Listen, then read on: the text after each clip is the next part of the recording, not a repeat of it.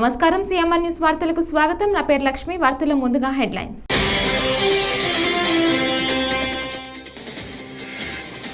పైపులు వేశారు, నీటిని మరిచారు. వైసీపీపై పవన్ ఫైర్.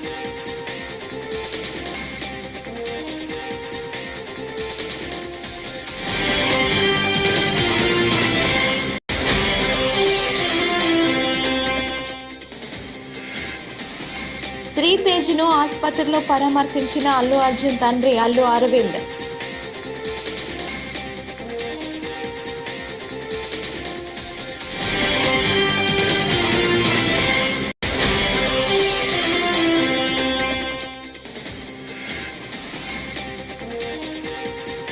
సీఎం రేవంత్ రెడ్డిని చూస్తే ఊసరవెల్లి కూడా సిగ్గుపడుతోంది. హరీష్ రావు.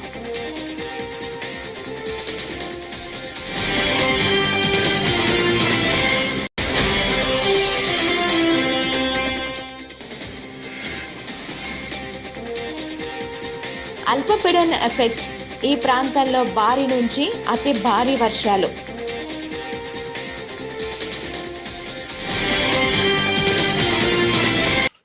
జల్ జీవన్ మిషన్ అమలుపై రాష్ట్ర స్థాయి వర్క్షాప్ ను ఉప ముఖ్యమంత్రి పవన్ కళ్యాణ్ బుధవారం ఉదయం ప్రారంభించారు.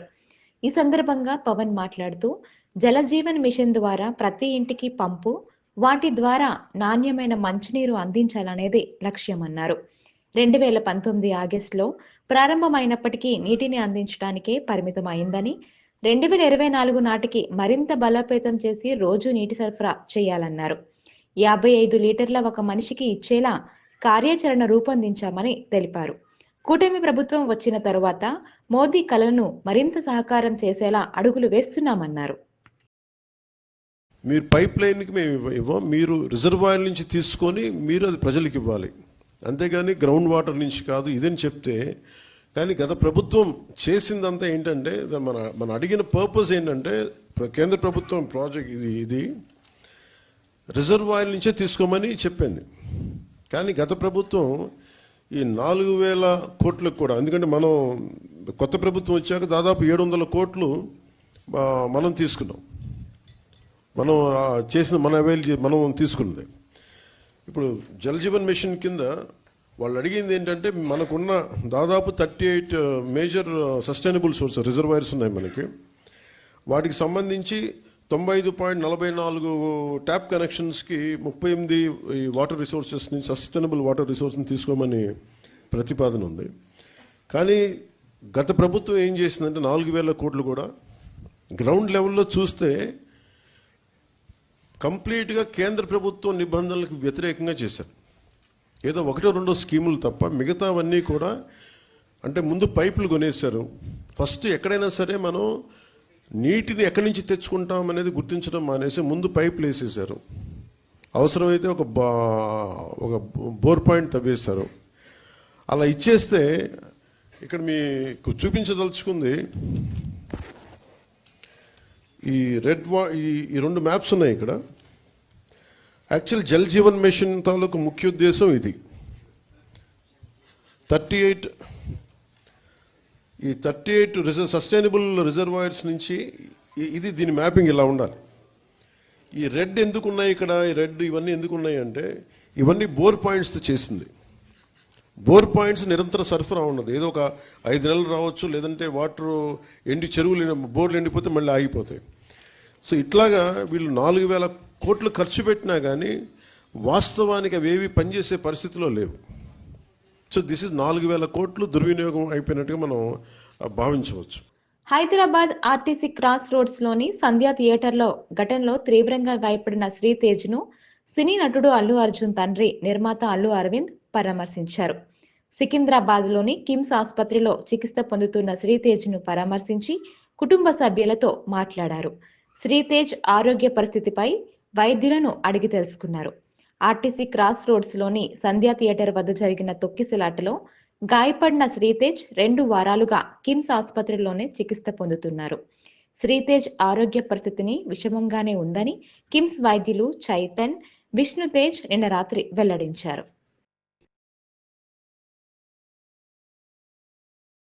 అందరికీ నమస్కారం.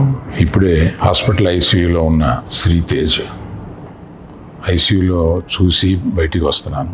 డాక్టర్స్ అందరితోటి నేను మాట్లాడాను.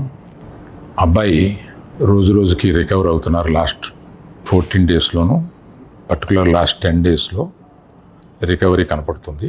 బట్ చాలా టైం పట్టొచ్చు అని కూడా చెప్పారు. ఇలాగా ఆ అబ్బాయి కోలుకోవడానికి ఏమైనా చేయడానికి మేము సిద్ధంగా ఉన్నాము. అది కాకుండా ప్రభుత్వం కూడా వచ్చి మేము దీన్ని తీసుకుంటాము, ఈ అబ్బాయిని సంపూర్ణ ఆరోగ్యంతో చూడడానికి ప్రభుత్వం కూడా ముందు రావడం చాలా అభినందనీయం. చాలామంది అభిమానులు కానీ, బంధువులు కానీ, మిత్రులు కానీ అల్లు అర్జున్ ఎందుకు హాస్పిటల్కి వెళ్ళలేదు అని అడుగుతున్నారు. దానికి కారణం చెప్తాను. స్టాంపేడ్ జరిగిన రోజు మరుసటి రోజు మార్నింగే అల్లు అర్జున్ వద్దామని అనుకుంటే హాస్పిటల్ అధికారులు నిన్నే కదా జరిగింది, ఇవాళ ఈ హాస్పిటల్కి వచ్చి ఇక్కడ ఇంకొక ఇన్సిడెంట్ని ఎందుకు అవాయిడ్ చేయమని చెప్పి అడిగారు. కరెక్టే కదా అనిపించింది. రాలేకపోయారు. ఆ రోజునే కేసు పడింది. ఆ కేసులో పడిన తర్వాత మన legal team headed by Niranjan గారు strongly advised Bunny should not go to the hospital at all or meet the parents, ఇట్లా అని చెప్పి గట్టిగా చెప్పారు. ఆ తర్వాత మేము రావడానికి సీఎం రేవంత్ రెడ్డి రోడ్ల మీద చేస్తున్న సర్కస్ ఫీట్లు చూస్తే ఊసరవెల్లి కూడా సిగ్గుపడుతోందని మాజీ మంత్రి BRS MLA Harish Rao వ్యంగ్యాస్త్రాలు సంధించారు. Assembly media point వద్ద మాజీ మంత్రి హరీష్ రావు మాట్లాడారు. అదానీతో కుస్తీ పడుతున్నది. కాంగ్రెస్ పార్టీ ఢిల్లీలో అదానీతో వైరం చేస్తూ రేవంత్ రెడ్డి ఏమో గల్లీలో దోస్తానా చేస్తా ఉన్నాడు. ఇవాళ నేను అడుగుతా ఉన్న రేవంత్ రెడ్డి గారిని, మొదటి రోజు శాసనసభకు రేవంత్ రెడ్డి అదానీల అక్రమ సంబంధం మీద ఈ శాసనసభలో చర్చ జరగాలని, ప్రజలకు నిజాలు తెలవాలని, అదానీ రేవంత్ రెడ్డి అక్రమ సంబంధాల మీద టీషర్ట్లు వేసుకొని మేము అసెంబ్లీకి వచ్చాం. దానికి భయపడిపోయిన రేవంత్ రెడ్డి గారు మమ్మల్ని శాసనసభలోకే రానియకుండా అడ్డుకున్నాడు. ఇవాళ రాజ్భవన్ కు ఏం మాట్లాడుతున్నాడు? మీ రాహుల్ గాంధీ, మీ ఏఐసిసి అదానీని తిట్టండి, అదానీని ప్రశ్నించండి, అదానీ అవినీతి గురించి మాట్లాడమంటే పాపం అదానీ మీద మాట్లాడాలంటే రేవంత్ రెడ్డికి భయం అవుతా ఉన్నది. అదానీ మీద ధైర్యం జాల్తలేదు మాట్లాడడానికి. రాజ్భవన్ ముంగటపై కూడా మళ్ళా బీఆర్ఎస్ పార్టీ గురించే మాట్లాడుతున్నాడు, కేసీఆర్ గురించే మాట్లాడుతున్నాడు ఆయన. నేను అడుగుతా ఉన్నా, నీ పోరాటం ఎవరి మీద? నీ పోరాటం అదాని మీద అయితే మమ్మల్ని మొదటి రోజు అసెంబ్లీకి రాకుండా ఎందుకు అడ్డుకున్నావు? అసెంబ్లీలో చర్చ చేయాలి, అదాని రేవంత్ రెడ్డి అక్రమ సంబంధాలు బయటపడాలనే మేము మొదటి రోజు వచ్చాం. అంటే నువ్వు అదాని మీద పోరాడే ధైర్యం నీకు లేదు. నిజంగా నీకు నిజాయితీ ఉంటే దావోస్లో 12,400 కోట్ల రూపాయల అగ్రిమెంట్లు నువ్వు అదానితో చేసినావు, అదానితో దోస్తాను చేసినావు, అదానితో అలాయ్ బలాయ్ చేసినావు. నీకు నిజాయితీ ఉంటే, నువ్వు చేసిన ధర్నా నిజమైతే, నువ్వు రాహుల్ గాంధీ గారు ఇచ్చిన అదానీ మీద పోరాటం నిజమైతే వెంటనే ఈ అగ్రిమెంట్లన్నీ రద్దు చేయాలని బీఆర్ఎస్ పార్టీ డిమాండ్ చేస్తా ఉంది. నైరుతి బంగాళాఖాతంలో ఏర్పడిన అల్పపీడనం తీవ్ర రూపదాల్చింది. ప్రస్తుతం వాయువ్య దిశగా కదులుతున్న అల్పపీడనం మరింత బలపడే అవకాశం ఉంది. దక్షిణ కోస్తా సమీపం నుంచి ఉత్తర దిశగా పయనిస్తూ ఆంధ్రప్రదేశ్ తీరాన్ని తాకబోతోంది. దీని ప్రభావంతో రానున్న 48 గంటల పాటు కోస్తా, రాయలసీమలో అనేక చోట్ల భారీ నుంచి అతి భారీ వర్షాలు కురిసే సూచనలున్నాయని విశాఖపట్నంలోని వాతావరణ కేంద్రం తెలిపింది. ఆకాశం మేఘావృతం కాకముందే ప్రజలు అలర్ట్ అయ్యి సురక్షిత ప్రాంతాలకు తరలి వెళ్లాలని సూచించింది. రైతులు కూడా పంటలను కాపాడుకునేందుకు తగు జాగ్రత్తలు తీసుకోవాలని పేర్కొంది.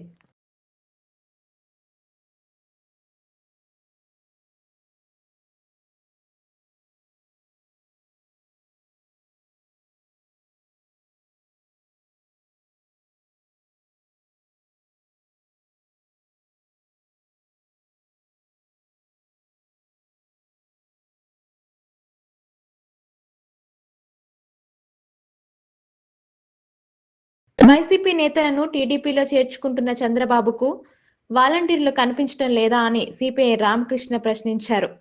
వాలంటీర్లపై అంత పగ ఎందుకని ఆయన నిలదీశారు. ఎన్నికల్లో ఇచ్చిన హామీని చంద్రబాబు నిలబెట్టుకోవాలి. వాలంటీర్లను తిరిగి విధుల్లోకి తీసుకోవాలి. వారికి మీరేం అదనపు ప్రయోజనాలు కల్పించాల్సిన అవసరం లేదు.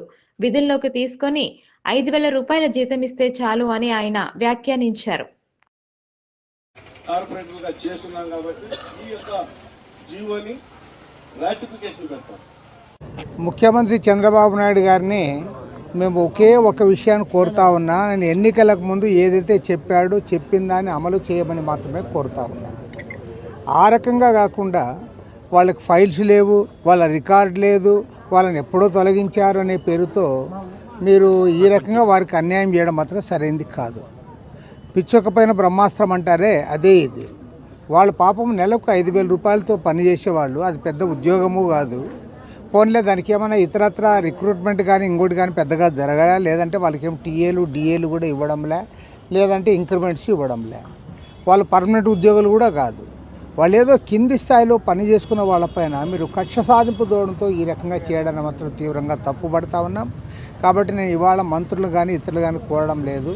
సాక్షాత్తు ముఖ్యమంత్రి చంద్రబాబు నాయుడు గారు ఎన్నికల్లో చాలా స్పష్టంగా చెప్పారు. ఎన్నికల ముందు ఆయన ఇచ్చిన వాగ్దానాల్లో 5,000 రూపాయలతో పని చేయలేరు, కనీసం 10,000 రూపాయలు ఇవ్వాలని చెప్పి కోరాడు. మేము ఇస్తామని కూడా చెప్పారు. ఇవాళ మీరు అధికారానికి వచ్చిన తర్వాత మంత్రివర్గ సమావేశాలు కూడా చర్చించి వారి గురించి మీరు అది ఒక నిర్ణయం తీసుకోకుండా ఉండడం మాత్రం సరైనది కాదు. గతంలో వైఎస్ఆర్ కాంగ్రెస్ పార్టీలో ఎమ్మెల్యేలుగా, మంత్రులుగా, ఎంపీలుగా పనిచేసిన వాళ్ళు మీకు పనికొస్తారు. అదే కింది స్థాయిలో ఏదో చిన్న జాబ్ చేసే వాళ్ళకి మాత్రం వాళ్ళలో మీకు జగన్మోహన్ రెడ్డి కనపడతాడంటే అది ఏ రకంగా కూడా సమంజసం కాదు. నేను సాక్షాత్తు ముఖ్యమంత్రి గారిని అడుగుతా ఉన్నా, మీరు ఒక సీనియర్ లీడర్గా ఉన్నారు, గతంలో సుదీర్ఘకాలం ఈ రాష్ట్రానికి ముఖ్యమంత్రిగా పనిచేశారు, అంతే సుదీర్ఘకాలం రాష్ట్రంలో ప్రతిపక్ష నాయకుడిగా కూడా పనిచేశారు. కర్నూలు దేవనకొండ మండలం చెల్లిచెలిమిలలో మాదిగ సంజన్న ఇంటిపై పెట్రోల్ పోసి తగలబెట్టిన వారిని వెంటనే అరెస్టు చేయాలని దళిత సంఘాల నాయకులు ఆనంద్, సుభాష్, కొడుమూరు నగేష్ డిమాండ్ చేశారు. బుధవారం కర్నూలు జిల్లా కలెక్టరేట్ వద్ద దళిత సంఘాల ఆధ్వర్యంలో ధర్నా నిర్వహించి మాట్లాడారు. పత్తికొండ డీఎస్పీ వెంకటరామయ్య దేవనకొండ సీఐ విచారణ చేయకుండానే బలవంతంగా కేసులో ఇరికించారని, వారిపై చర్యలు తీసుకోవాలని కోరారు. సిబిఐతో వెంటనే విచారణ జరిపించాలి. సిబిఐతో వెంటనే జరిపించాలి. సిబిఐతో విచారణ వెంటనే జరిపించాలి. సిబిఐతో విచారణ వెంటనే జరిపించాలి. సిబిఐ విచారణ వెంటనే దాడికి నిరసనగా పోరాడదాం. దాడికి నిరసనగా మాదిగలపై దాడి చేసిన వారిపై దోషులను వెంటనే, మాదిగ ఇండ్లకు నిప్పంటించినటువంటి దోషులను వెంటనే, మాదిగ ఇండ్లకు నిప్పంటించినటువంటి దోషులను వెంటనే, చెల్లెల గ్రామంలో మాదిగలపై దాడి చేసిన వారిని వెంటనే నిప్పంటించి ప్రాణ భయాన్ని సృష్టించినటువంటి కూటమి ప్రభుత్వం సూపర్ 6 హామీలు అమలు చేయాలని అధోని మాజీ ఎమ్మెల్యే సాయి ప్రసాద్ రెడ్డి డిమాండ్ చేశారు. బుధవారం అధోనిలో వైఎస్ఆర్సీపీ శ్రేణులతో కలిసి మాట్లాడారు. రాష్ట్ర వ్యాప్తంగా డిసెంబర్ 13న రైతులతో కలిసి ర్యాలీ నిర్వహిస్తామని, కూటమి ప్రభుత్వం ఇచ్చిన హామీలను నెరవేర్చకుండా ప్రజలకు దగా చేస్తోందని విమర్శించారు. సూపర్ 6 ఎన్నికల హామీలపై జిల్లా కలెక్టర్కు వినతి పత్రాలు అందజేస్తామన్నారు. వైఎస్ఆర్ కాంగ్రెస్ పార్టీ క్యాడర్లంతా కూడా మన నిరసన గల తెలియజేయాలనేటువంటి ఉద్దేశంతో ఈరోజు ప్రెస్ మీట్ పెట్టడం జరుగుతూ ఉంది. ఈ రోజున కూటమి ప్రభుత్వం 6 నెలల నుంచి మనం చూస్తా ఉన్నాం. వాళ్ళేదైతే సూపర్ 6 పథకంలో రైతులకు అండగా వారు అన్నదాత సుఖీభవ అనేటువంటి ప్రోగ్రాం పెట్టి 20,000 రూపాయలు ఇస్తామని చెప్పడం జరుగుతూ ఉంది. మరి వారు చెప్పినటువంటి దాని ప్రకారం మొన్న జరిపినటువంటి బడ్జెట్ లో వారు ఇవ్వాల్సినటువంటి 10,700 కోట్లు అయితే వారు ఈ రోజున ఒక్క రూపాయి కూడా మనకు ఆ బడ్జెట్ లో చూపకపోవడం జరుగుతూ ఉంది. అంటే ఏ రకంగా చూసినా కూడా గత ప్రభుత్వంతో పోల్చుకుంటే వారు వైఎస్ జగన్మోహన్ రెడ్డి గారు మాజీ ముఖ్యమంత్రి వర్యులు ఆ రోజు వారు మేనిఫెస్టో ఏదైతే పెట్టారో 12,500 అయితే అయినా కూడా దానికి 1,000 రూపాయలు పెంచి 13,500 రూపాయలు ఇవ్వడం జరుగుతూ ఉంది. అంటే గత ప్రభుత్వం ఏదైతే మాట ఇచ్చిందో ఆ మాట ఈరోజు నిలబెట్టుకోవడం జరిగింది. కానీ ఈ కూటమి ప్రభుత్వం చెప్పాక కూడా 6 నెలలు కూడా ఈరోజు రైతులు ఖరీఫ్ సీజన్ అయిపోయింది, రబీ సీజన్ స్టార్ట్ అయింది. ఈ రోజు కూడా రైతులు ఎదురు చూస్తా ఉన్నారు రాష్ట్ర ప్రభుత్వం ఏమైనా ఆదుకుంటుందేమో అనేటువంటిది.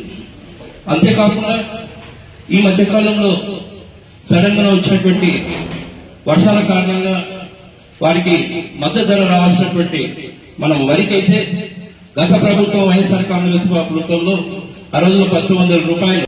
విలేకరులపై దాడి చేయడం అమానుషమని Andhra Pradesh union of working journalist నాయకులు అన్నారు. బుధవారం జర్నలిస్టుపై దాడికి నిరసనగా మాచర్లపట్నంలో నిరసన ర్యాలీ నిర్వహించారు. ఈ సందర్భంగా జర్నలిస్టు సంఘ నాయకులు మాట్లాడుతూ విధి నిర్వహణలో భాగంగానే విలేకరులు మోహన్ బాబు నివాసం వద్దకు వెళ్లారని, వివరణ తీసుకునే సమయంలో భౌతిక దాడులు చేయటం ఎంతవరకు సబబు అని ప్రశ్నించారు. ఇంటి దగ్గర జరిగిన ఆ గొడవను కవరేజ్ చేయడానికి వెళ్ళిన విలేకరులపై మోహన్ బాబు విలేకరుల మైకును తీసుకొని విలేకరులపై దాడి చేయడం జరిగింది. ఇది ఏమాత్రం కరెక్ట్ కాదు. విలేకరులు ఎక్కడైనా ఏదైనా ఒక పెద్ద సంఘటన జరిగినప్పుడు అది ఏ స్థాయి వ్యక్తులైనా సరే ఆ వార్త కవర్ చేసే ఆ అధికారం విలేకరులకు ఉంటుంది. ఆ డ్యూటీ చేయాల్సిన బాధ్యత వాళ్ళకు ఉంటుంది. యాజమాన్యాలు కూడా వారికి ఇచ్చిన ఆ డ్యూటీని నెరవేర్చిన అవసరం ఉంటుంది. వారి విధుల్లో భాగంగానే నిన్న హైదరాబాద్లో మోహన్ బాబు ఇంటి వద్ద జరిగిన ఆ గొడవను షూట్ చేయడానికి వెళ్ళడం జరిగింది. ఆ క్రమంలో జరిగిన దాడి అది అమానుషం. మోహన్ బాబు ఆయన ఒక వీడియోలో మాట్లాడుతూ ఇది మా ఇంటి సమస్య కనుక జర్నలిస్టులకు ఏం పని అన్నట్టుగా మాట్లాడాడు ఆయన. నీ ఇంటి సమస్య నీ ఇంట్లో ఉంటే ఎవరు దానికి షూట్ చేయడానికి రారు. ఏ విలేకరు కూడా ఆ వార్త కవర్ చేయడానికి ఎవరు రారు. ఇంటి సమస్య వీధికి ఎక్కిన తర్వాత దానిని ఎవరైనా సరే దారిని పోయే ఒక ఆండ్రాయిడ్ ఫోన్ ఉన్న ప్రతి వ్యక్తి కూడా షూట్ చేసే అవకాశం ఉంటుంది. అలాగా అది ఇంటి సమస్య అయినా వీధిని పడింది కాబట్టి దానిని విలేకరులు కవర్ చేయడానికి అవకాశం ఉంటుంది.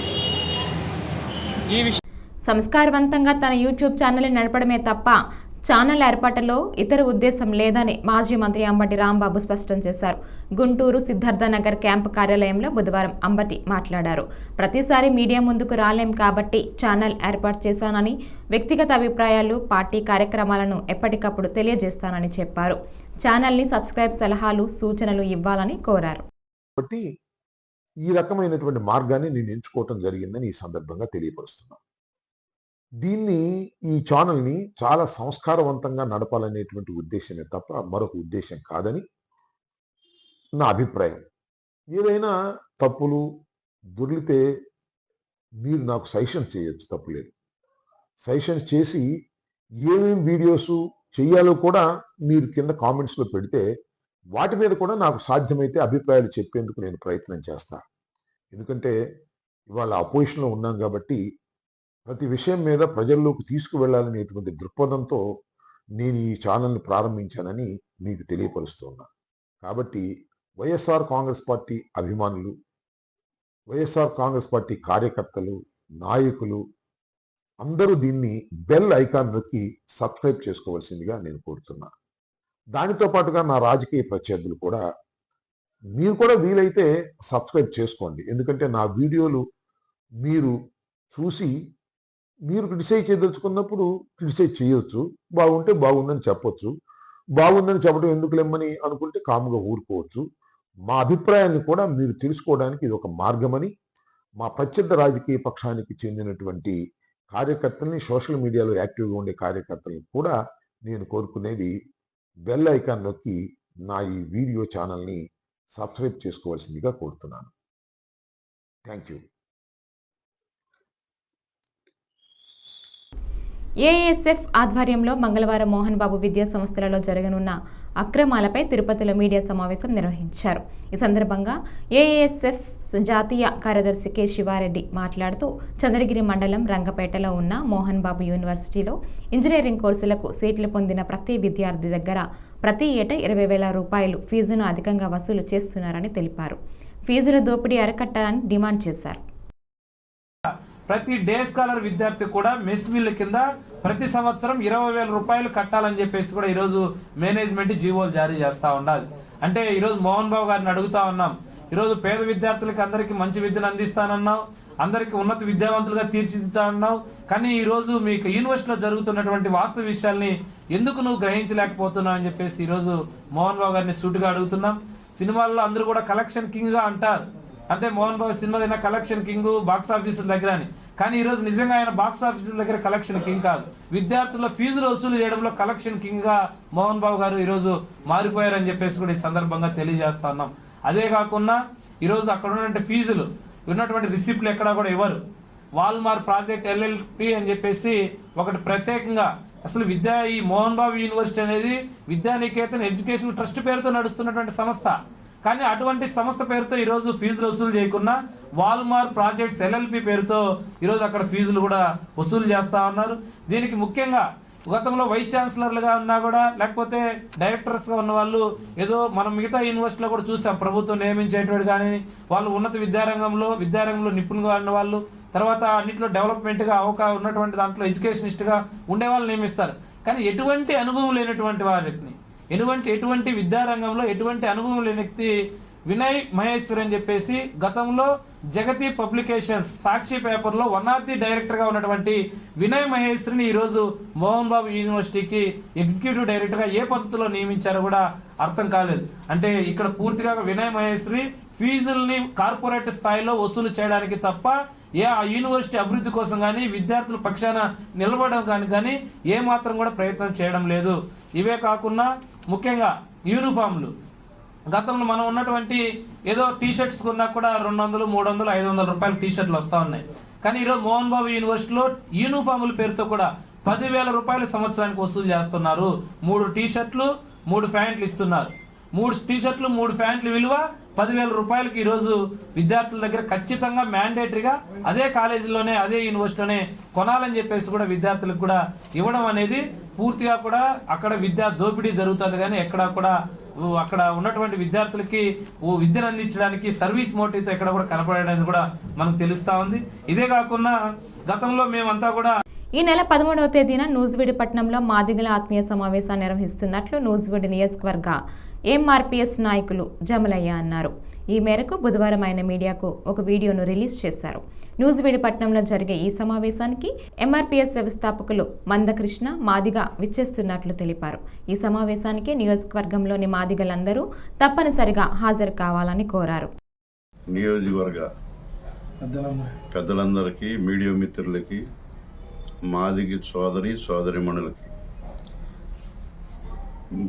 ఈ నెల 13వ తారీఖున జరగబోవు మాదిగల ఆత్మీయ కలయికకు విచ్చేస్తున్న మాన్యశ్రీ మందకృష్ణ మాదిగ గారిని ఇచ్చేస్తున్నారు. కాబట్టి మీరు 4 మండలాల నుంచి ప్రతి పల్లెలో మన మాదిగ సోదరులందరూ మీ అందరూ ఈ మీటింగ్ని జయప్రదం చేయవలసిందిగా ప్రతి ఒక్కరిని పార్టీలకు అతీతంగా వచ్చి ఈ మీటింగ్ని మన మాదిగ జాతి నష్టపోతుంది, దాన్ని పురస్కరించుకొని మందకృష్ణ మాదిగ గారు వస్తున్నారు. కాబట్టి ఆయన ఇచ్చిన సందేశాన్ని మీరందరూ స్వీకరించి ఆయన చెప్పే మీటింగ్ని మీరందరూ విని తదుపరి మీటింగ్ అనంతరం విందు తయారు చేశారు మన కమిటీ పెద్దలు. ఆ విందుని మీరు సేకరించి ప్రతి ఒక్కరూ ఈ మీటింగ్ని జయప్రదం చేయవలసిందిగా ప్రతి ఒక్కరిని పేరున ప్రతి ఊళ్ళో పేరున పెద్దలందరికీ నమస్కరించి సెలవు తీసుకు. నా పేరు జమలయ్య, వల్లంగి జమలయ్య, సుంకొల్లు, నూజివీడు మండలం. పార్వతీపురం నియోజకవర్గంలో కొత్తగా మంజూరైన బీటీ రోడ్ల నిర్మాణాలను, రోడ్ల మరమ్మతులను డిసెంబర్ నెలాఖరులోగా పూర్తి చేస్తామని ఎమ్మెల్యే బోనెల విజయచంద్ర తెలిపారు. బుధవారం మండల కేంద్రంలోని సీతానగరం బజారులో రోడ్ల మరమ్మతుల కోసం ఎమ్మెల్యే కొబ్బరికాయ కొట్టి శంకుస్థాపన చేశారు. బీటీ రోడ్ల నిర్మాణంతో పాటు పెద్ద ఎత్తున రోడ్లు మరమ్మతులు, గుంతలు కప్పటం జరుగుతుందన్నారు. నాబార్డులో మన రోడ్లు ఇంకా చాలా చిన్నగా ఉన్నాయి. ఇందులో మీరు నాకు సహకరించాల్సింది, మన గ్రామస్తులు ఏం చెప్పాల్సిందంటే, ఇంకా ఇరుకు రోడ్లో మనం వెళ్ళాల్సిన లేదు. పరిస్థితి ఏంటంటే ఒక కారు వెళ్తే ఇంకో కారు వెనక్కి తిరగడానికి అవ్వదు. మనం కూడా విశాలమైన రోడ్లు చేద్దాం, మనం కూడా విశాలంగా అభివృద్ధి చెందాం. ఏ ఊరికైతే, ఏ దేశానికైతే రోడ్లు, రైళ్లు కనెక్టింగ్ ఉంటుందో అది ఆటోమేటిక్గా డెవలప్ అవుతాయి. జనాలు రాకపోకలు వస్తారు, కొత్త వాళ్ళు రావడం జరుగుతుంది, కొత్త వాళ్ళు పోవడం జరుగుతుంది. అందుకనే రోడ్ల పైన ప్రత్యేకంగా రాష్ట్రం ఒక శ్రద్ధ పెట్టింది. ఓన్లీ రిపేర్లకే దాదాపుగా 856 కోట్లు ఇవ్వడం జరిగింది. గత 5 సంవత్సరాల్లో ఒక రోడ్డు చిన్న రిపేర్ కూడా చేయలేదు. 5 సంవత్సరాలు రోడ్లు వదిలేస్తే ఏమైతే అనేది, రోడ్డు అనేది ఏంటంటే ప్రతి సంవత్సరం దాన్ని రిపేర్ చేయాల్సిన అవసరం ఉంటుంది. ప్రతి సంవత్సరం, ప్రతి 6 నెలలకి రోడ్డును ఒక ప్రత్యేక దృష్టిలో పెట్టుకొని చేయాల్సి వస్తుంది. ఎవరైనా చెప్పండి, గత 5 సంవత్సరాల్లో ఈ రోడ్డు మీద ఒక తట్ట మట్టేశారా ఎప్పుడైనా వైసీపీ నాయకులను అడుగుతున్నాను. తట్ట సిమెంట్ అయినా వేసారా అని అడుగుతున్నాను. ఏమి వేయకుండా మీ ఇష్టం మీరు పడితే పడండి, చేపలు పట్టుకుంటే పట్టుకోండి, ఆ గుమ్ముల్లో పడితే మాకేమన్నట్టు మొత్తానికి ప్రజలందరూ వదిలేశాడు. అయితే మీరు ఇచ్చిన మ్యాండేట్, మీరు మా పైన పెట్టుకున్న నమ్మకానికి రాష్ట్రం మొత్తమే కాదు, అందులో ముఖ్యంగా మన పార్వతీపురంలో ఈ ఊరికి. ఈ వార్తలు ఇంతటితో సమాప్తం. నమస్కారం.